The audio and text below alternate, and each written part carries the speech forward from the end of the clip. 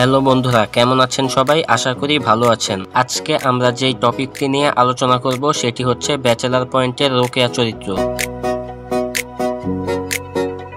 এই চরিত্রটি শুরু থেকে এখনো পর্যন্ত জনপ্রিয়তার শীর্ষে রয়েছে। তবে এই চরিত্রটি এখনো পর্যন্ত পর্দায় একটিবারের জন্য উপস্থাপন করা হয়নি।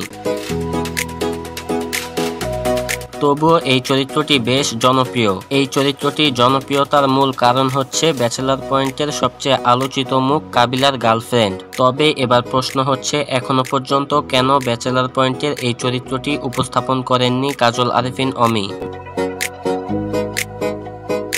ব্যাচেলার পয়েন্টের নির্মাতা কাজল আরেফিন অমি একবার নিজেই বলেছিলেন সিজন 5-এ এই চরিত্রটিকে তিনি উপস্থাপন করবেন সবার সামনে। ইতিমধ্যে ব্যাচেলার পয়েন্টের সিজন 5-এর অনেকগুলো এপিসোড রিলিজ হয়ে গেছে। সেখানে আমরা এখনো পর্যন্ত এই চরিত্রটিকে একটিবারের জন্য দেখতে পারিনি।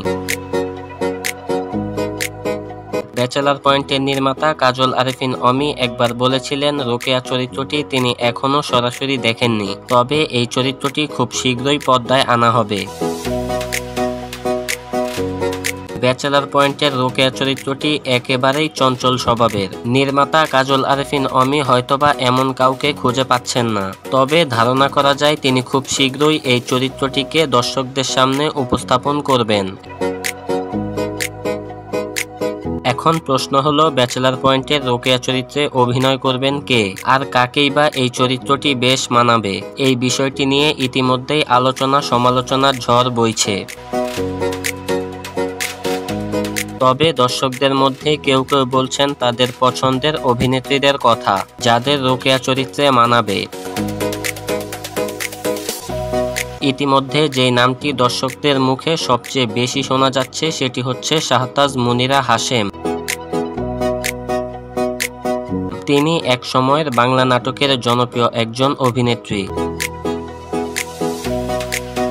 তাকে রোকেয়া চরিত্রে বেশ মানাবে। তিনি হয়তো হতে পারেন রোকেয়া। তিনি যেহেতু বেশ কয়েকদিন যাবৎ অভিনয় থেকে দূরে ছিলেন, সেহেতু ব্যাচেলার পয়েন্টের রোকেয়া চরিত্র দিয়ে আবার কামব্যাক করতে পারেন। তবে এটি এখনো নিশ্চিতভাবে বলা যাচ্ছে না। তো বন্ধুরা, শাহতাজ মুনিরা হাশেমের অভিনয় আপনাদের কাছে কেমন লাগে কমেন্ট করে জানান। আর তাকে রোকেয়া চরিত্রে অভিনয় করতে দেখলে আপনাদের কাছে কেমন লাগবে সেটিও কমেন্ট করে জানান। ভিডিওটি ভালো লাগলে এখনই আমাদের চ্যানেলটি সাবস্ক্রাইব করুন এবং পাশে থাকা বেল আইকনটি বাজিয়ে দিন এবং কমেন্ট সেকশনে জানিয়ে দিন আপনার গুরুত্বপূর্ণ মতামত।